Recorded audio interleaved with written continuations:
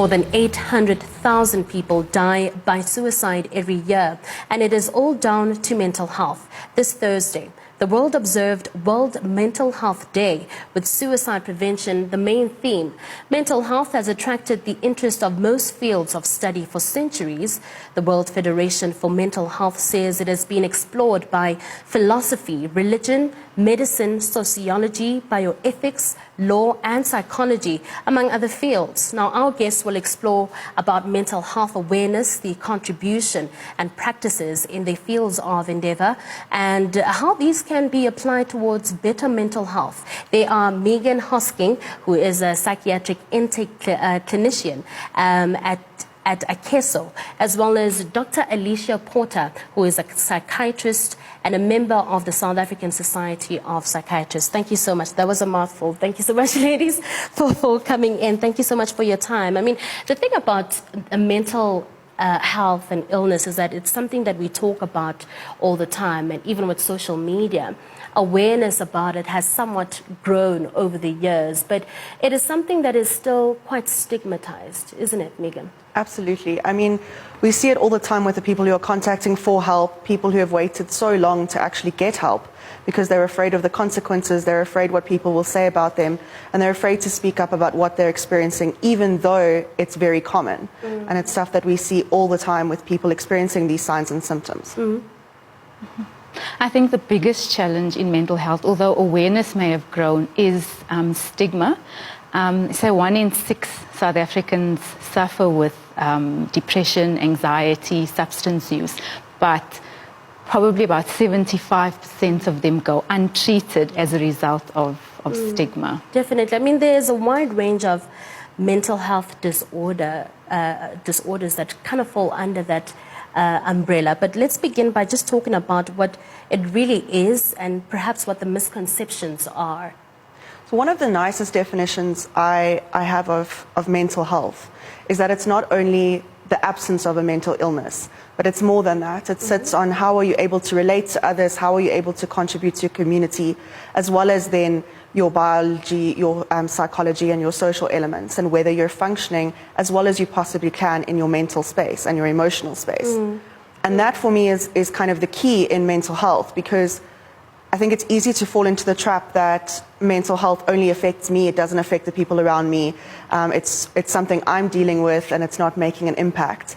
But we often realize if we've got a loved one who's dealt with something like that, that the impact is actually much more far-reaching than we're realizing.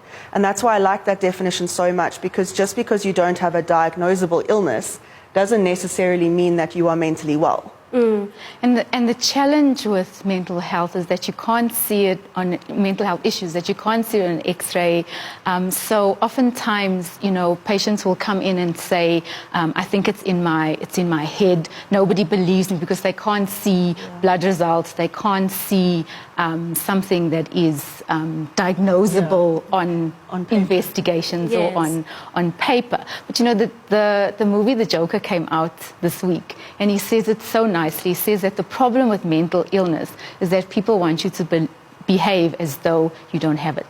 And I mean, we've seen with people who have unfortunately taken their lives, some of them international actors and some local ones as well, musicians and so forth, is that people have this perception that, you know, if you are suffering from a mental disorder or illness, you somewhat have to be, you know, depressed. You feel somewhat sad all the time, and that's not what a lot of people say they see or they saw in those people who actually took their lives, Megan. Yeah, so I think it's such an interesting field because it's so diverse, and everyone's experience of a mental illness is quite different to that of the person next to them. So while we sit with things like the DSM that give us a list of criteria to diagnose by, not everyone will tick every box on that. There's people who fall outside of the tick boxes for a certain disorder but are still struggling. And I think a lot of people, unfortunately, especially when you get the stories in the media, you realize that a lot of people have been hiding what they've been feeling. So although they may be feeling it internally, because, for example, and I'm sure Doctor will agree with me, one of the characteristics of depression is a low mood, normally for an extended period of time. But that doesn't necessarily mean you're showing that to the people around you, especially if you're in the public eye or you're in a space where you have to put on your brave face. You're not always letting people know what's going on internally with you and what you're actually struggling with. I mean, doctor, the emotional symptoms of depression, everybody knows, those are quite clear.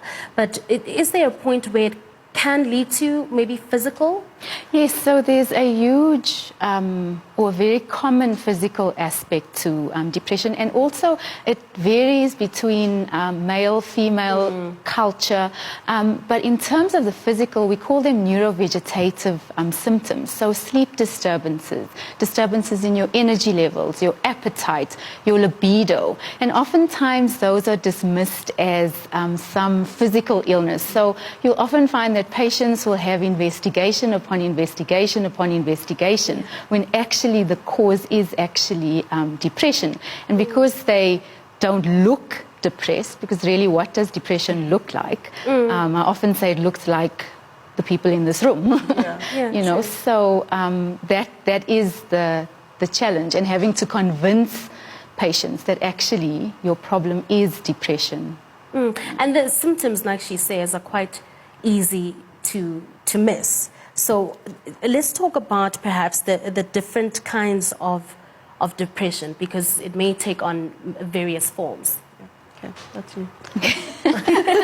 That's the doctor's role. We'll let her do that. So you get different types of depression. So you get endogenous depression. So you get depression where there's a biological. So it's the chemistry. So where patients have, or clients will have, a family history. There's a genetic component. And then you also get depression that is brought about by acute psychological stresses. So your change in your financial status, or the death of a loved one, or a change in family circumstances. So you do get depression that can be precipitated, and then you also get depression that's related to chronic illnesses. There's a very high comorbidity of chronic illness and depression. And again, oftentimes the depression is missed in those instances. I mean, when somebody walks into your consultation room and says, look, I've been feeling really sad for long periods of time and I can't explain it,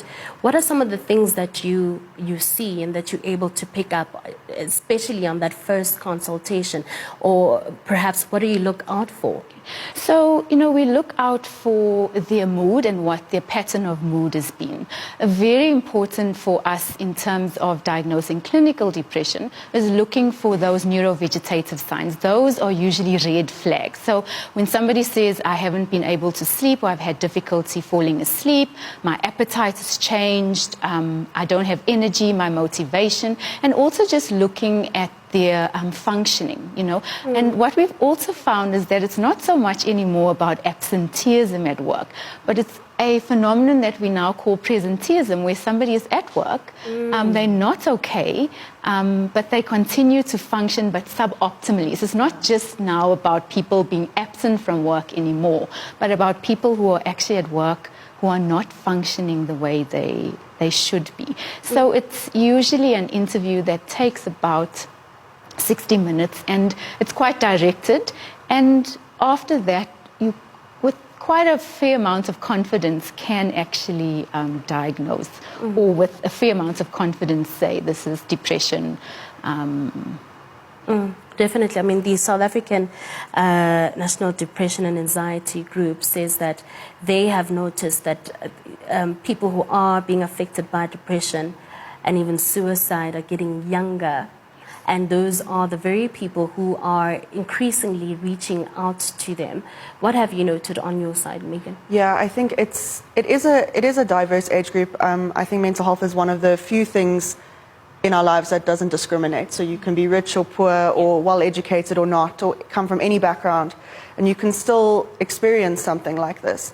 But I do think I think part of it is maybe that there's been more awareness around it. So younger people are also more aware of mental health issues, so they're standing up for it more. And as such, their peer group is more likely to also say, well, I don't feel like I'm functioning okay, or I don't feel like my friend is functioning okay. We see that quite a lot. And also I think kids kids and teenagers and young adults these days, I think, are living in quite a different time than most of us grew up in.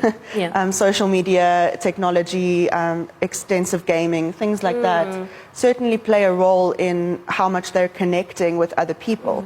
And a lot of the time... Definitely, that element of social media can lead towards, good things where people are able to really explain to other social media users what they're going through. So there's a lot more awareness, certainly. That's the advantage. But there are disadvantages as well, something called FOMO, the fear of missing out, where you're viewing other people's lives and you're thinking they're doing absolutely well, but that's not really the reality, and that causes so much of anxiety, Yes. Doctor. But also there's been now recent studies that have actually shown that there's been an increase in adolescent depression as a result of access to social media, access to the internet. So while there are advantages, there are quite significant disadvantages to mental health. And also in that 15 to 24-year age group, in the last 10 years, there's been a doubling of the suicide rate, which is quite alarming. And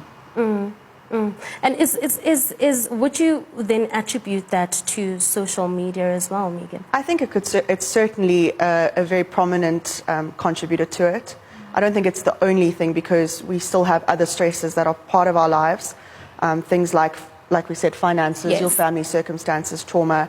Also just, the society we're staying in can also have an impact. But absolutely, I think we could probably say with quite some clarity that increase is certainly linked quite closely to that social media. And what would your advice be to parents who have, some of them clearly introducing cell phones and technology to their children at a very young age? How do they kind of maneuver and also monitor their children's behavior? The communication around that is really important. So it's not a case of just having a talk about social media, but in bringing it up regularly, talking about the advantages and the dangers of it, trying to create an open space where you can say if something happens on social media that they feel comfortable coming to you or to someone that they trust to say, well, this is what I'm seeing. I think it's also really important that we explain that most of the time what we're seeing on social media is a snapshot. It's the highlights of someone's life. It's not their full story. Obviously, barring those few great celebrities who are, sharing their full, honest stories out there. Yeah. But in most people's cases, we're not posting that awkward photo that we took last night. We're posting the perfectly framed with the perfect background. So I think encouraging the discussion about whether that this is just a snapshot, this isn't necessarily the full story. And then also limiting the time, making time like dinners or car trips that are social media or cell phone free zones. Yeah, I need us to explore that a lot more after the break. But certainly also another thing that we should be looking at is what you can do if you suspect that somebody is suffering in silence. I am having this discussion with experts in studio. Do of course send us as well any questions or comments that you have at Newsroom 405 on Twitter.